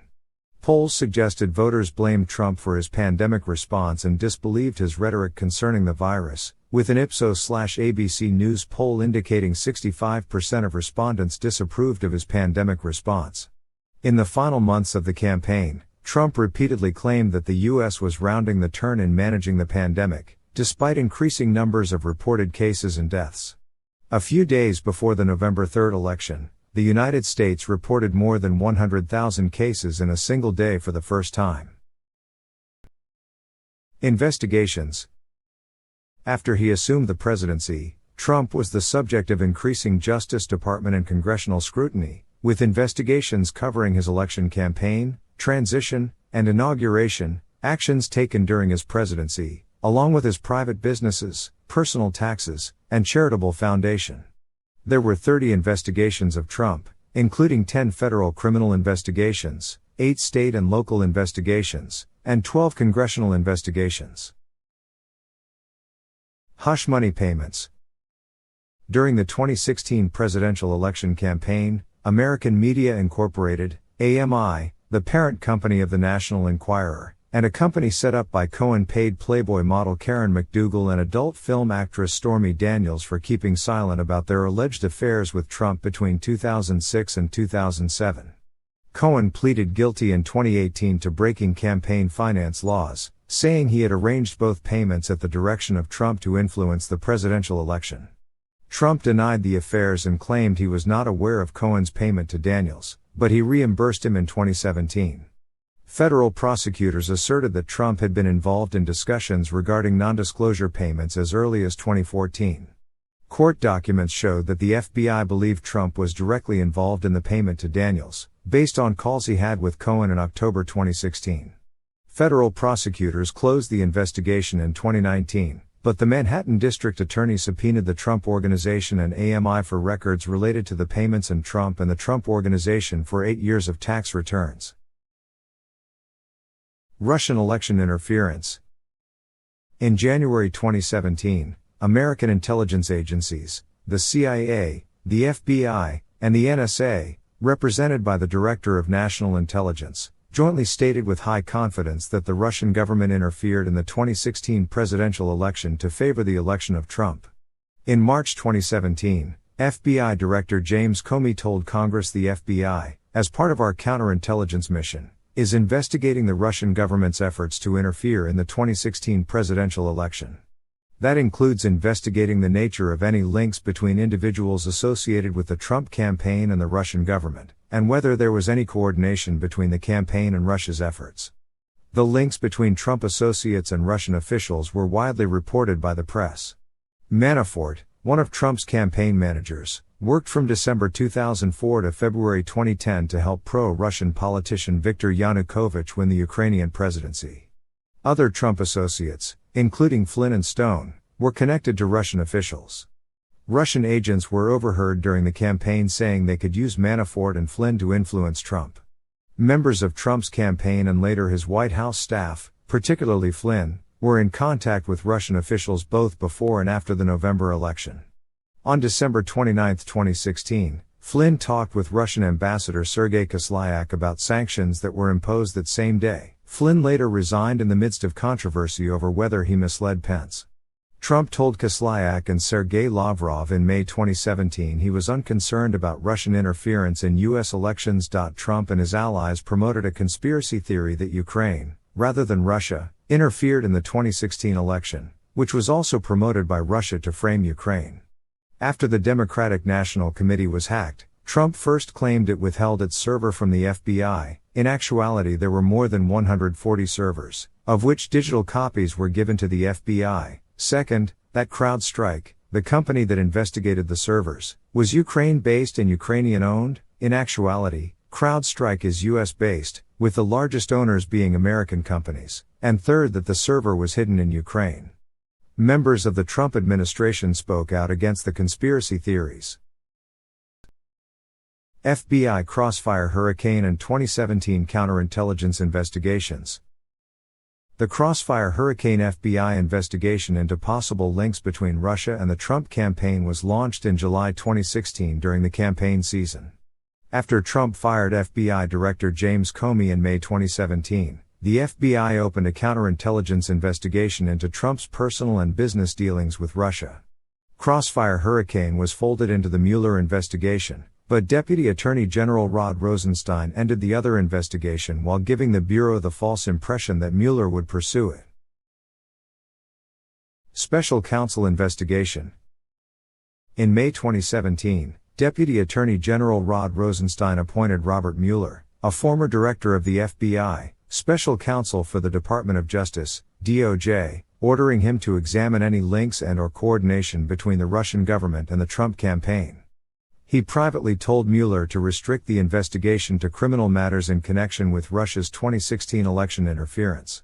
The special counsel also investigated whether Trump's dismissal of James Comey as FBI director constituted obstruction of justice and the Trump campaign's possible ties to Saudi Arabia, the United Arab Emirates, Turkey, Qatar, Israel, and China. Trump denied collusion between his campaign and the Russian government. He sought to fire Mueller and shut down the investigation multiple times but backed down after his staff objected or after changing his mind. He bemoaned the recusal of Attorney General Jeff Sessions on Russia matters, stating that Sessions should have stopped the investigation. In March 2019, Mueller concluded his investigation and gave his report to Attorney General William Barr. 2 days later, Barr sent a letter to Congress purporting to summarize the report's main conclusions. A federal court, as well as Mueller himself, said Barr had mischaracterized the investigation's conclusions, confusing the public.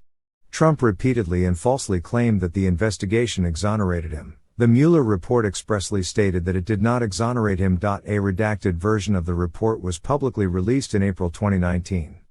It found that Russia interfered in 2016 to favor Trump's candidacy and hinder Clinton's. Despite numerous links between the Russian government and the Trump campaign, the prevailing evidence did not establish that Trump campaign members conspired or coordinated with Russian interference. The report revealed sweeping Russian interference and detailed how Trump and his campaign welcomed and encouraged it, believing it would benefit electorally from information stolen and released through Russian efforts. The report also detailed multiple acts of potential obstruction of justice by Trump, but did not make a traditional prosecutorial judgment on whether Trump broke the law, suggesting that Congress should make such a determination. Investigators decided they could not apply an approach that could potentially result in a judgment that the president committed crimes, as an Office of Legal Counsel opinion stated that a sitting president could not be indicted, and investigators would not accuse him of a crime when he cannot clear his name in court. The report concluded that Congress, having the authority to take action against a president for wrongdoing, may apply the obstruction laws. The House of Representatives subsequently launched an impeachment inquiry following the Trump-Ukraine scandal, but did not pursue an article of impeachment related to the Mueller investigation. Several Trump associates pleaded guilty or were convicted in connection with Mueller's investigation and related cases. Manafort, convicted on 8 felony counts, Deputy Campaign Manager Rick Gates, Foreign Policy Advisor Papadopoulos, and Flynn. Cohen pleaded guilty to lying to Congress about Trump's 2016 attempts to reach a deal with Russia to build a Trump Tower in Moscow. Cohen said he had made the false statements on behalf of Trump, who was identified as Individual 1 in the court documents. In February 2020, Stone was sentenced to 40 months in prison for lying to Congress and witness tampering regarding his attempts to learn more about hacked Democratic emails during the 2016 election. The sentencing judge said Stone was prosecuted for covering up for the president. First impeachment. In August 2019, A whistleblower filed a complaint with the Inspector General of the intelligence community about a July 25 phone call between Trump and President of Ukraine Volodymyr Zelensky, during which Trump had pressured Zelensky to investigate CrowdStrike and Democratic presidential candidate Biden and his son Hunter, adding that the White House had attempted to cover up the incident. The whistleblower stated that the call was part of a wider campaign by the Trump administration and Giuliani that may have included withholding financial aid from Ukraine in July 2019 and canceling Pence's May 2019 Ukraine trip. House Speaker Nancy Pelosi initiated a formal impeachment inquiry on September 24. Trump then confirmed that he withheld military aid from Ukraine, offering contradictory reasons for the decision. On September 25, the Trump administration released a memorandum of the phone call which confirmed that, after Zelensky mentioned purchasing American anti-tank missiles, Trump asked him to discuss investigating Biden and his son with Giuliani and Barr. The testimony of multiple administration officials and former officials confirmed that this was part of a broader effort to further Trump's personal interests by giving him an advantage in the upcoming presidential election. In October, William B. Taylor Jr., the charge d'affaires for Ukraine, testified before congressional committees that soon after arriving in Ukraine in June 2019, he found that Zelensky was being subjected to pressure directed by Trump and led by Giuliani. According to Taylor and others, the goal was to coerce Zelensky into making a public commitment investigating the company that employed Hunter Biden, as well as rumors about Ukrainian involvement in the 2016 U.S. presidential election. He said it was made clear that until Zelensky made such an announcement, the administration would not release scheduled military aid for Ukraine and not invite Zelensky to the White House. On December 13, the House Judiciary Committee voted along party lines to pass 2 articles of impeachment, one for abuse of power and one for obstruction of Congress. After debate, the House of Representatives impeached Trump on both articles on December 18. Impeachment trial in the Senate. The Senate impeachment trial began on January 16, 2020. On January 22, the Republican Senate majority rejected amendments proposed by the Democratic minority to call witnesses and subpoena documents. Evidence collected during the House impeachment proceedings was entered into the Senate record. For 3 days, January 22 to 24, the House impeachment managers presented their case to the Senate. They cited evidence to support charges of abuse of power and obstruction of Congress, and asserted that Trump's actions were exactly what the Founding Fathers had in mind when they created the Constitution's impeachment process. Responding over the next 3 days, Trump's lawyers did not deny the facts as presented in the charges but said Trump had not broken any laws or obstructed Congress. They argued that the impeachment was constitutionally and legally invalid because Trump was not charged with a crime and that abuse of power is not an impeachable offense. On January 31, the Senate voted against allowing subpoenas for witnesses or documents. 51 Republicans formed the majority for this vote. The impeachment trial was the first in U.S. history without witness testimony. Trump was acquitted of both charges by the Republican Senate majority, 52 to 48 on abuse of power and 53 to 47 on obstruction of Congress. Senator Mitt Romney was the only Republican who voted to convict Trump on one charge, the abuse of power. Following his acquittal, Trump fired impeachment witnesses and other political appointees and career officials he deemed insufficiently loyal. 2020 presidential election. Breaking with precedent, Trump filed to run for a second term with effect within a few hours of assuming the presidency. He held his first re-election rally less than a month after taking office and officially became the Republican nominee in August 2020. In his first 2 years in office, Trump's re-election committee reported raising $67.5 million and began 2019 with $19.3 million in cash. By July 2020, the Trump campaign and the Republican Party had raised $1.1 billion and spent $800 million, losing their cash advantage over Biden. The cash shortage forced the campaign to scale back advertising spending. Starting in spring 2020, Trump began to sow doubts about the election, claiming without evidence that the election would be rigged and that the expected widespread use of mail balloting would produce massive election fraud. In July, Trump raised the idea of delaying the election. When, in August, the House of Representatives voted for a $25 billion grant to the U.S. Postal Service for the expected surge in mail voting, Trump blocked funding, saying he wanted to prevent any increase in voting by mail. He repeatedly refused to say whether he would accept the results of the election and commit to a peaceful transition of power if he lost. Trump campaign advertisements focused on crime, claiming that cities would descend into lawlessness if Biden won the presidency. Trump repeatedly misrepresented Biden's positions and shifted to appeals to racism. Biden won the election on November 3, receiving 81.3 million votes, 51.3%, to Trump's 74.2 million, 46.8%, and 306 Electoral College votes to Trump's 232. False claims of voting fraud, attempt to prevent presidential transition. At 2 a.m. the morning after the election, with the results still unclear, Trump declared victory. After Biden was projected the winner days later, Trump said, "This election is far from over," and baselessly alleged election fraud. Trump and his allies filed many legal challenges to the results, which were rejected by at least 86 judges in both the state and federal courts, including by federal judges appointed by Trump himself, finding no factual or legal basis. Trump's unsubstantiated allegations of widespread voting fraud were also refuted by state election officials. After Cybersecurity and Infrastructure Security Agency, CISA, Director Chris Krebs contradicted Trump's fraud allegations, Trump dismissed him on November 17.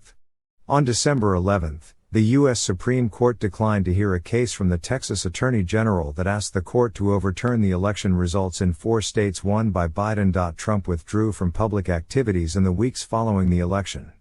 He initially blocked government officials from cooperating in Biden's presidential transition.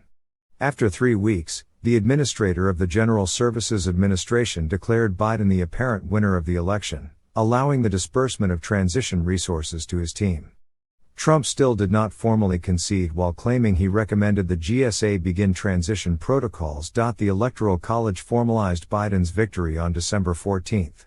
From November to January, Trump repeatedly sought help to overturn the results of the election, personally pressuring various Republican local and state office holders, Republican state and federal legislators, the Justice Department, and Vice President Pence, urging various actions such as replacing presidential electors, or a request for Georgia officials to find votes and announce a recalculated result.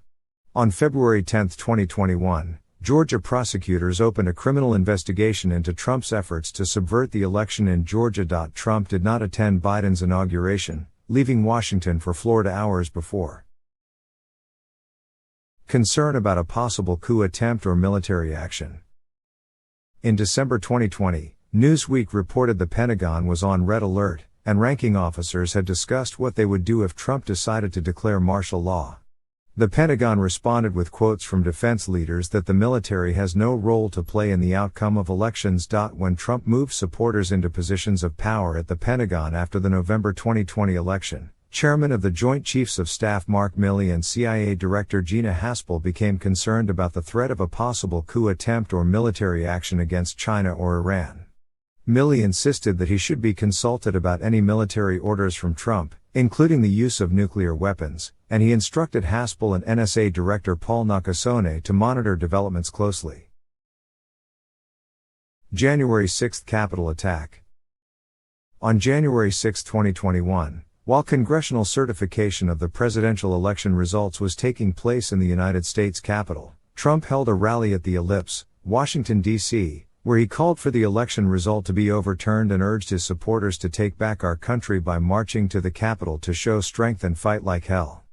Trump's speech started at noon. By 12:30 p.m., rally attendees had gathered outside the Capitol, and at 1 p.m., his supporters pushed past police barriers onto Capitol grounds. Trump's speech ended at 1:10 p.m., and many supporters marched to the Capitol as he had urged, joining the crowd there. Around 2:15 p.m. the mob broke into the building, disrupting certification and causing the evacuation of Congress. During the violence, Trump posted mixed messages on Twitter and Facebook, eventually tweeting to the rioters at 6 p.m., "Go home with love and in peace," but describing them as great patriots and very special, while still complaining that the election was stolen. After the mob was removed from the Capitol, Congress reconvened and confirmed the Biden election win in the early hours of the following morning. There were many injuries, and 5 people, including a Capitol police officer, died. Second impeachment. On January 11, 2021, an article of impeachment charging Trump with incitement of insurrection against the U.S. government was introduced to the House. The House voted 232 to 197 to impeach Trump on January 13, making him the first U.S. president to be impeached twice. The impeachment, which was the most rapid in history, followed an unsuccessful bipartisan effort to strip Trump of his powers and duties via Section 4 of the 25th Amendment. 10 Republicans voted for impeachment, the most members of a party ever to vote to impeach a president of their own party. On February 13, following a 5-day Senate trial, Trump was acquitted when the Senate voted 57 to 43 for conviction, falling 10 votes short of the two-thirds majority required to convict. 7 Republicans joined every Democrat in voting to convict, the most bipartisan support in any Senate impeachment trial of a president or former president. Most Republicans voted to acquit Trump, although some held him responsible but felt the Senate did not have jurisdiction over former presidents. Trump had left office on January 20. The Senate voted 56 to 44 the trial was constitutional. Included in the latter group was McConnell, who said Trump was practically and morally responsible for provoking the events of the day, but constitutionally not eligible for conviction. Post-presidency, 2021-present. At the end of his term, Trump went to live at his Mar-a-Lago club. As provided for by the Former President's Act, he established an office there to handle his post-presidential activities. Trump's false claims concerning the 2020 election were commonly referred to as the big lie in the press and by his critics. In May 2021, Trump and his supporters attempted to co-opt the term, using it to refer to the election itself. The Republican Party used Trump's false election narrative to justify the imposition of new voting restrictions in its favor. As late as July 2022, Trump was still pressuring state legislators to overturn the 2020 election by rescinding the state's electoral votes for Biden. Trump resumed his campaign-style rallies with an 85-minute speech at the annual North Carolina Republican Party convention on June 6, 2021. On June 26, he held his first public rally since the January 6 rally that preceded the riot at the Capitol. Unlike other former presidents, Trump continued to dominate his party. He has been compared to a modern-day party boss. He continued fundraising, raising more than twice as much as the Republican Party itself, hinted at a third candidacy, and profited from fundraisers many Republican candidates held at Mar-a-Lago. Much of his focus was on the people in charge of elections and how elections are run. In the 2022 midterm elections, he endorsed over 200 candidates for various offices, most of whom support his claim that the 2020 presidential election was stolen from him. Though there are exceptions, Trump's endorsement has been seen as important for candidates in Republican primary elections. Trump registered a new company in February 2021.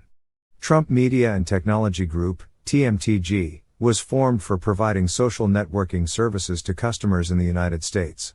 In October 2021, Trump announced the planned merger of TMTG with Digital World Acquisition, a special purpose acquisition company, SPAC. A main backer of the SPAC is China-based financier ARC Group, who was reportedly involved in setting up the proposed merger. The transaction is under investigation by the U.S. Securities and Exchange Commission. In February 2022, TMTG launched Truth Social, a Twitter-like social media platform. Post-presidential investigations. Trump is the subject of several probes into his business dealings and his actions both before and during the presidency. In February 2021, the district attorney for Fulton County, Georgia, announced a criminal probe into Trump's phone calls to Georgia Secretary of State Brad Raffensperger. The New York State Attorney General's office is conducting criminal investigations into Trump's business activities in conjunction with the Manhattan District Attorney's office. By May 2021, a special grand jury was considering indictments. In July 2021, New York prosecutors charged the Trump Organization with a 15-year scheme to defraud the government. The organization's chief financial officer, Alan Weisselberg, was arraigned on grand larceny, tax fraud, and other charges. In December 2021, the New York State Attorney General's office subpoenaed Trump to produce documents related to the business.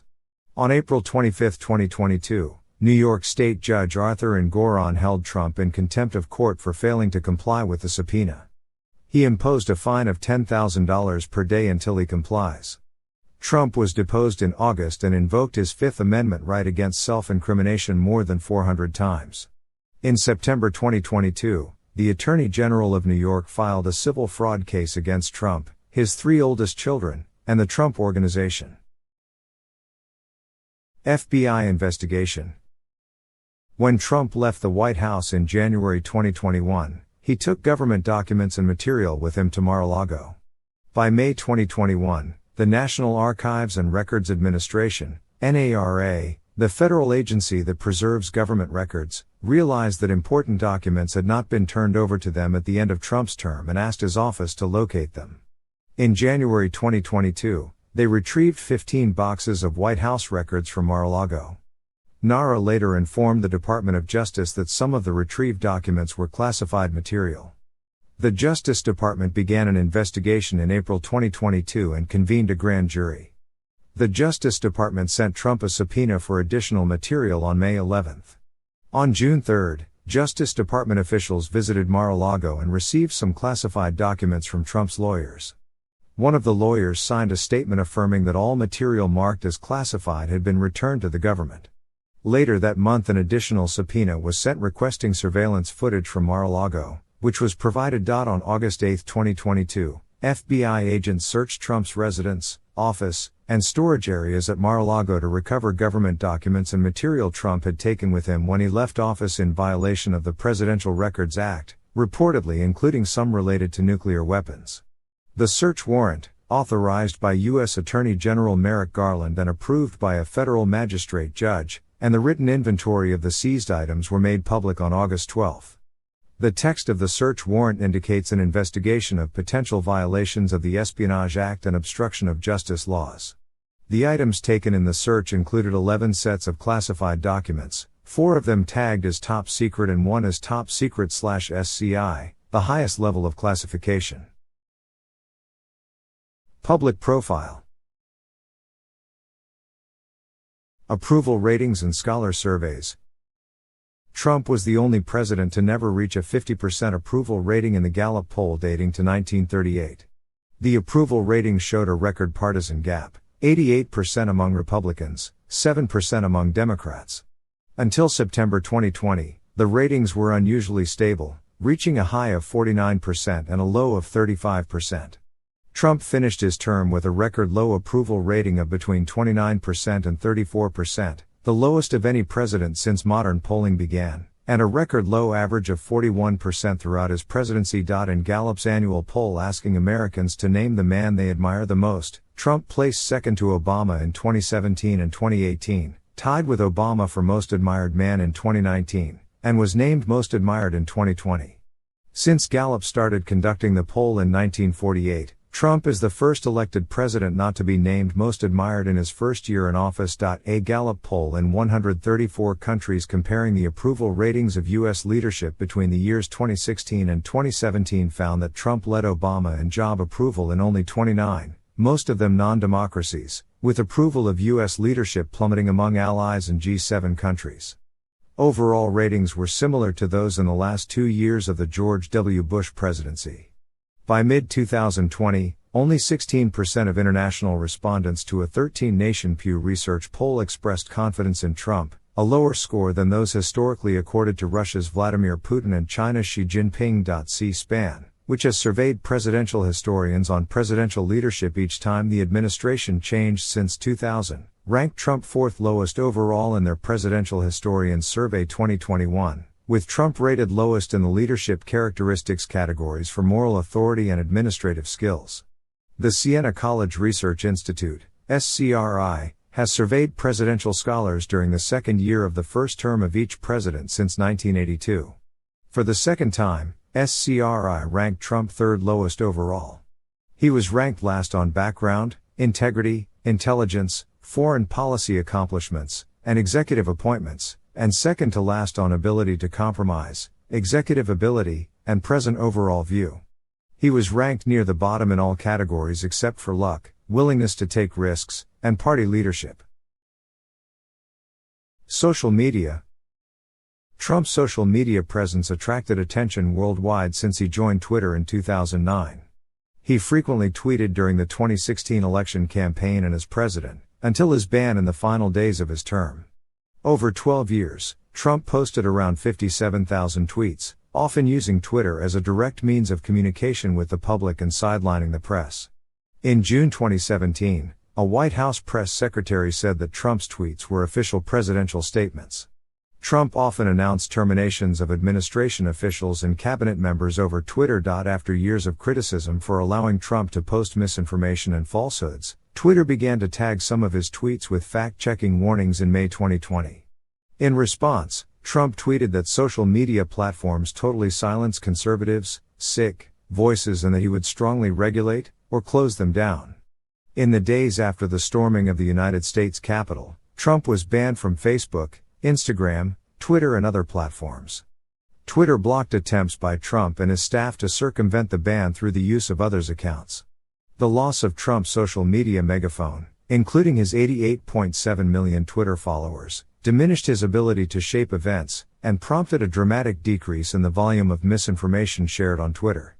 In May 2021, an advisory group to Facebook evaluated that site's indefinite ban of Trump and concluded that it had been justified at the time but should be re-evaluated in 6 months. In June 2021, Facebook suspended the account for 2 years. Later in June, Trump joined the video platform Rumble and began to post the messages of his website blog on the Twitter account of a spokesperson. Trump's attempts to re-establish a social media presence were unsuccessful. In May 2021 he launched a blog that had low readership and was closed after less than a month. Relationship with the press. Trump sought media attention throughout his career, sustaining a love-hate relationship with the press. In the 2016 campaign, Trump benefited from a record amount of free media coverage, elevating his standing in the Republican primaries. The New York Times writer Amy Chozick wrote in 2018 that Trump's media dominance enthralled the public and created must-see TV. As a candidate and as president, Trump frequently accused the press of bias, calling it the fake news media and the enemy of the people. In 2018, journalist Leslie Stahl recounted Trump saying he intentionally demeaned and discredited the media, so when you write negative stories about me no one will believe you. As president, Trump privately and publicly mused about revoking the press credentials of journalists he viewed as critical. His administration moved to revoke the press passes of 2 White House reporters, which were restored by the courts. In 2019, a member of the foreign press reported many of the same concerns as those of media in the U.S., expressing concern that a normalization process by reporters and media results in an inaccurate characterization of Trump. The Trump White House held about 100 formal press briefings in 2017, declining by half during 2018 and to 2 in 2019. Trump also deployed the legal system to intimidate the press. In early 2020, the Trump campaign sued the New York Times, the Washington Post, and CNN for defamation in opinion pieces about Russian election interference. Legal experts said that the lawsuits lacked merit and were not likely to succeed. By March 2021, the lawsuits against the New York Times and CNN had been dismissed. False statements. As a candidate and as president, Trump frequently made false statements in public speeches and remarks to an extent unprecedented in American politics. His falsehoods became a distinctive part of his political identity. Trump's false and misleading statements were documented by fact-checkers, including at the Washington Post, which tallied a total of 30,573 false or misleading statements made by Trump over his 4-year term. Trump's falsehoods increased in frequency over time, rising from about 6 false or misleading claims per day in his first year as president to 16 per day in his second year, 22 per day in his third year, and 39 per day in his final year. He reached 10,000 false or misleading claims 27 months into his term, 20,000 false or misleading claims 14 months later, and 30,000 false or misleading claims 5 months later. Some of Trump's falsehoods were inconsequential, such as his claims of a large crowd size during his inauguration. Others had more far-reaching effects, such as Trump's promotion of unproven anti-malarial drugs as a treatment for COVID-19 in a press conference and on Twitter in March 2020. The claims had consequences worldwide, such as a shortage of these drugs in the United States and panic buying in Africa and South Asia. Other misinformation, such as misattributing a rise in crime in England and Wales to the spread of radical Islamic terror, served Trump's domestic political purposes. As a matter of principle, Trump does not apologize for his falsehoods. Despite the frequency of Trump's falsehoods, the media rarely referred to them as lies. The first time the Washington Post did so was in August 2018, when it declared that some of Trump's misstatements, in particular those concerning hush money paid to Stormy Daniels and Playboy model Karen McDougal, were lies. In 2020, Trump was a significant source of disinformation on mail-in voting and misinformation on the COVID-19 pandemic. His attacks on mail-in ballots and other election practices served to weaken public faith in the integrity of the 2020 presidential election, while his disinformation about the pandemic delayed and weakened the national response to it. James Fifner, professor of policy and government at George Mason University, wrote in 2019 that Trump lies differently from previous presidents, because he offers egregious false statements that are demonstrably contrary to well-known facts. These lies are the most important of all Trump lies. By calling facts into question, people will be unable to properly evaluate their government, with beliefs or policy irrationally settled by political power. This erodes liberal democracy, wrote Fifner. Promotion of conspiracy theories. Before and throughout his presidency, Trump has promoted numerous conspiracy theories, including Obama birtherism, the Clinton body count theory, QAnon, the global warming hoax theory, Trump Tower wiretapping allegations, a John F. Kennedy assassination conspiracy theory involving Rafael Cruz, linking talk show host Joe Scarborough to the death of a staffer, alleged foul play in the death of Justice Antonin Scalia, alleged Ukrainian interference in U.S. elections, and that Osama bin Laden was alive and Obama and Biden had members of Navy SEAL Team 6 killed. In at least 2 instances, Trump clarified to press that he also believed the conspiracy theory in question. During and since the 2020 presidential election, Trump has promoted various conspiracy theories for his defeat, including dead people voting, voting machines changing or deleting Trump votes, fraudulent mail-in voting, throwing out Trump votes, and finding suitcases full of Biden votes. Racial views. Many of Trump's comments and actions have been considered racist. He repeatedly denied this, saying, "I am the least racist person there is anywhere in the world."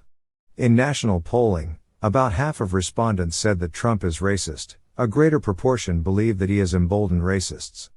Several studies and surveys found that racist attitudes fueled Trump's political ascent and were more important than economic factors in determining the allegiance of Trump voters. Racist and Islamophobic attitudes are a strong indicator of support for Trump. In 1975, he settled a 1973 Department of Justice lawsuit that alleged housing discrimination against black renters. He has also been accused of racism for insisting a group of black and Latino teenagers were guilty of raping a white woman in the 1989 Central Park jogger case, even after they were exonerated by DNA evidence in 2002. As of 2019, he maintained this position. Trump relaunched his political career in 2011 as a leading proponent of birther conspiracy theories, alleging that Barack Obama, the first black U.S. president, was not born in the United States. In April 2011, Trump claimed credit for pressuring the White House to publish the long-form birth certificate, which he considered fraudulent, and later saying this made him very popular. In September 2016, amid pressure, he acknowledged that Obama was born in the U.S. and falsely claimed the rumors had been started by Hillary Clinton during her 2008 presidential campaign. In 2017, he reportedly still expressed birther views in private. According to an analysis in Political Science Quarterly, Trump made explicitly racist appeals to whites during his 2016 presidential campaign. In particular, his campaign launch speech drew widespread criticism for claiming Mexican immigrants were bringing drugs, they're bringing crime, they're rapists. His later comments about a Mexican-American judge presiding over a civil suit regarding Trump University were also criticized as racist. Trump's comments on the 2017 far-right rally in Charlottesville, Virginia, condemning this egregious display of hatred, bigotry and violence on many sides and stating that there were very fine people on both sides, were widely criticized as implying a moral equivalence between the white supremacist demonstrators and the counter-protesters. In a January 2018 Oval Office meeting to discuss immigration legislation, Trump reportedly referred to El Salvador, Haiti, Honduras, and African nations as shithole countries. His remarks were condemned as racist. In July 2019, Trump tweeted that 4 Democratic congresswomen, all minorities, 3 of whom are native-born Americans, should go back to the countries they came from. 2 days later, the House of Representatives voted 240 to 187, mostly along party lines, to condemn his racist comments. White nationalist publications and social media sites praised his remarks, which continued over the following days. Trump continued to make similar remarks during his 2020 campaign. Misogyny and allegations of sexual misconduct. Trump has a history of insulting and belittling women when speaking to media and on social media. He made lewd comments, demeaned women's looks, and called them names, such as dog, crazed, crying lowlife, face of a pig, or horseface apostrophe. In October 2016, 2 days before the second presidential debate, a 2005 hot mic recording surfaced in which Trump is heard bragging about kissing and groping women without their consent, saying, "When you're a star, they let you do it, you can do anything. Grab 'em by the pussy." The incident's widespread media exposure led to Trump's first public apology during the campaign and caused outrage across the political spectrum. At least 26 women have publicly accused Trump of rape, kissing and groping without consent, looking under women's skirts, or walking in on naked teenage pageant contestants. In 2016, he denied all accusations, calling them false smears and alleging a conspiracy against him and the American people.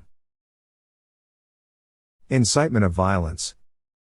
Research suggests Trump's rhetoric caused an increased incidence of hate crimes.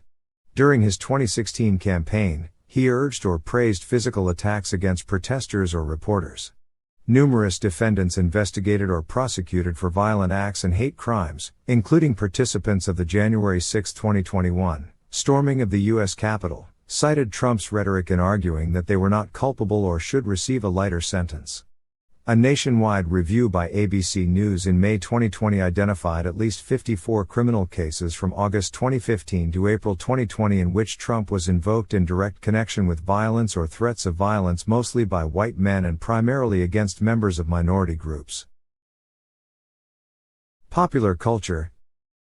Trump has been the subject of parody, comedy, and caricature on television, in movies, and in comics. Trump was named in hundreds of hip-hop songs since the 1980s, mostly positive. Mentions turned largely negative and pejorative after he began running for office in 2015. Thank you for watching. Consider supporting the channel, leave a like and subscribe.